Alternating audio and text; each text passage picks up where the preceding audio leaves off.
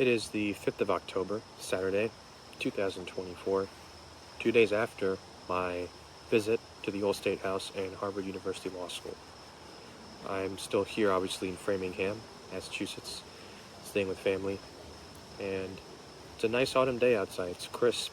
I wanted to explain what I learned from that man in the colonial costume you have seen in the previous video, where he was talking a lot about how the Boston Massacre happened and a lot of the history behind it and why those chain of events happened. I didn't include the full clip in there because if I did, then basically it would just be a 20-minute long video, and I didn't want that to be overwhelming. What I instead wanted to do is make a separate video on it for you to really understand and get a deeper dive into not only the story behind it, but how things are drastically different than they are today. The biggest takeaway I got from it was to always question authority. The framers of the United States, specifically Benjamin Franklin, was quoted for saying that it is the fundamental principle of every American to always question authority. Things are very different in this time and age, 248 years later, after July 4th, 1776. It's kind of sad to see, and a lot of it has to do with us, the people, giving the government a lot of unchecked power and not really questioning a lot of the authority they have. And even when we do, they always go back to fear-mongering, saying it's important for us to have institution, otherwise we're all going to be miserable without it, we're all just going to die off, or they go through other excuses. It's something I really want to see change. Although I'm a very optimistic guy, I don't see that ever happening here in my generation, just because of the split we have within the U.S. itself. And I just wanted to pitch in my 2 cents as to what I've learned from it. You may have taken away something different from it. But enough of my rants. Here's the video. Can you hear me okay over the traffic? Just let me know. So now we see the front of the old stairs. If you look on the roof, you can see the royal imperial symbols of Great Britain, the lion and the unicorn. The lion stood for England because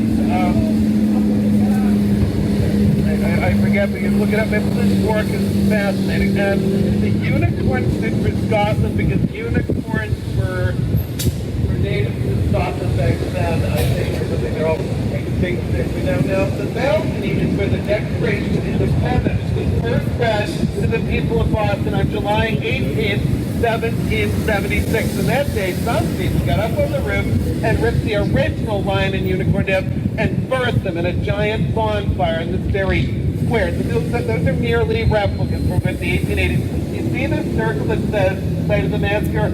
Yes, but it didn't just happen in the little circle. It happened in this whole square, actually, which looked nothing like this, actually, back in those times. And Paul Revere, we're here today, this is the only building he'd recognize. He'd probably wonder where the front door went. That was lost when they put a subway station in the basement of the building. But the thing is, actually, that the massacre was a long time coming. For 2 years prior to the massacre, this town had been under British occupation. The British barracks stood right where that Bank of America is today. And that night, a British private, 18-year-old Hugh White, was guarding the building, and a bunch of teenage boys came along and started making fun of his uniform, actually, and he ignored them. But then one of them did something he could not ignore. This British captain walked by, and a 15-year-old barber's apprentice by the name of Edward Garrick threw a snowball at the head of the passing British captain. Let me tell you, this boy had very good aim, because not only does the snowball knock the officer's cocked hat off his head, you know the powdered wig that officers and gentlemen used to wear back then? The snowball knocks the guy's wig right over his face. It looks ridiculous, and people are laughing at him, and he reached up to fix the wig, and that's when he realizes that the snowball had been full of the snowball had been full of horse manure, which is now all over him. And he turned around, looked at the boy, and we know word for word what they said. There were so many eyewitnesses who testified at the trial. We have the transcript from their eyewitness testimony. We turned around, looked at the boy, and said, "Why did you just throw that in my head?" And the boy said, "I'm the apprentice of the barber who gave you the haircut that you never paid for last week." And the officer looked at the private and said, "Deal with this boy right now."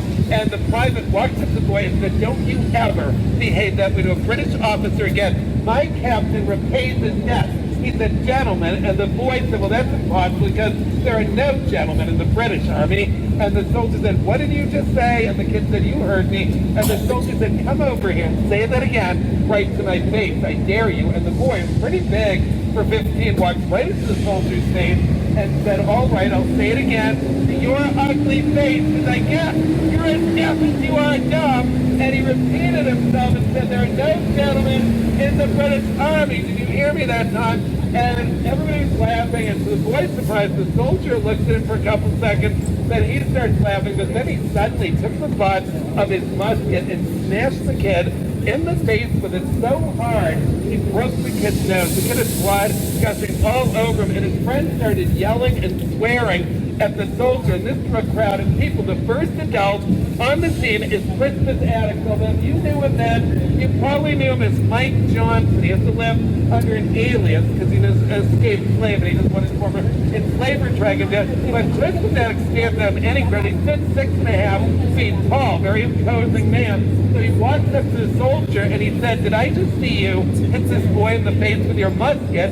And the soldier said, this is none of your concern. Move along. He said, no, I will not move along. He said, you just broke this boy's nose. Why don't you put your gun down and show me how tough you are without it? And the soldier said, blew his whistle, and 6 redcoats and a lieutenant came out of the bank of the barracks. They were just using the ATM at the time, and they walked over, and the lieutenant told the crowd, disperse immediately or you're all subject to arrest. And Christmas Act said, you have no legal authority whatsoever to arrest us. You're private, just broke this boy's nose. What do you intend to do about that? And the lieutenant said, I intend to arrest you if you don't go home at once. And Christmas Act said, I am home. You are the one who needs to go home, aren't you? And the lieutenant orders his men to arrest Attic, but then they suddenly noticed that there's only 8 of them, and there were pubs in the square. People were running in the pub and telling everybody, come outside, the British are beating up old women and little kids and stuff, and the whole story is getting blown out of proportion. So these 8 soldiers suddenly are cornered against the locked building by a mob of over 200 serious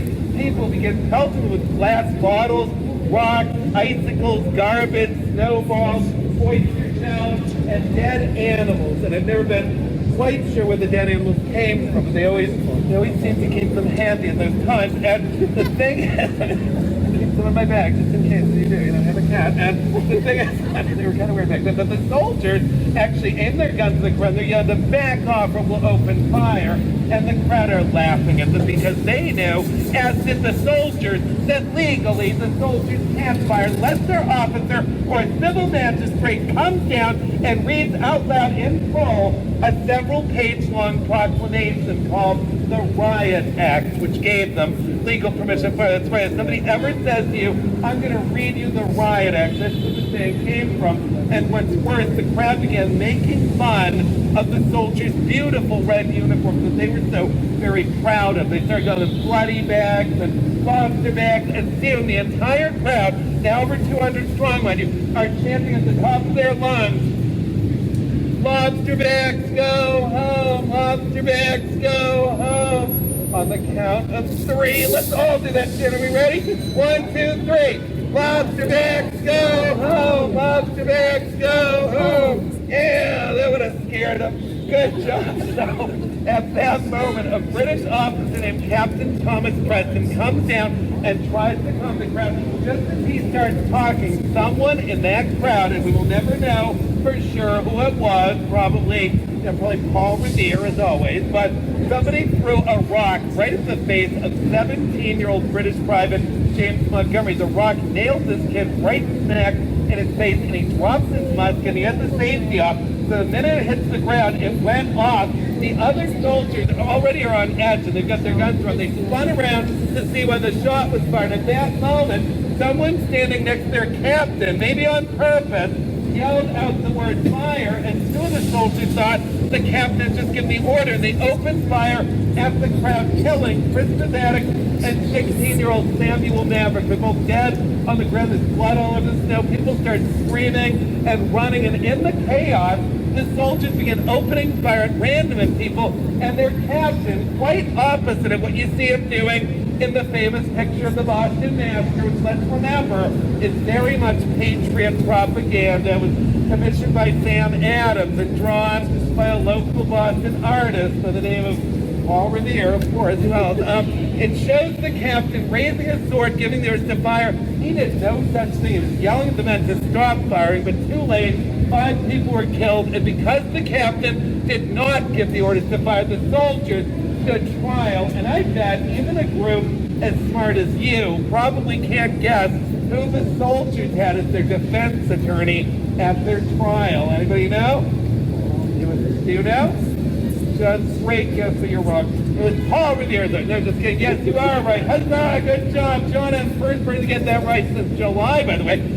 John M. That is right. What is wrong with this picture? Is John Adams like the British? No, he hates them. He's a patriot, but he does believe in justice for everyone, and he felt strongly that we would undermine our movement if we complained that the British denied us our rights and then we did not uphold theirs. He said we must practice what we preach. Well, some people didn't see it the way. He got death threats, he got called a traitor, but he defended those soldiers so eloquently and pointed out, he said you had 8 soldiers defending themselves against a lawless mob of over 200 rioters. The jury had no choice but to acquit the soldiers, except for the 2 who killed Christmas addict and the teenage boy. They were found guilty of manslaughter, which meant we didn't kill them, but we did something awful. So we took red-hot iron branches we ran a cow with, and we branded them right in their hand with the letter M for manslaughter. For the rest of their lives, they would bear that mark of shame. Now, obviously, we don't go around branding people these days. If you're ever in a courtroom, even in 2024, and you watch somebody take an oath to tell the truth before they testify, watch them closely, and you'll notice they actually still raise their hand as they're taking their oath. And these days, nobody even knows why they're even raising their hand. They probably don't even think about it. Back then, you raised your hand to show the court if you had prior engraving from earlier crimes. Your whole criminal record was on your hand for everyone to see the rest of your life. It could be anything from A for adultery, or B for burglary, or P for perjury, or T for not tipping your tour guide while the incarceration. Anyway, let's go here.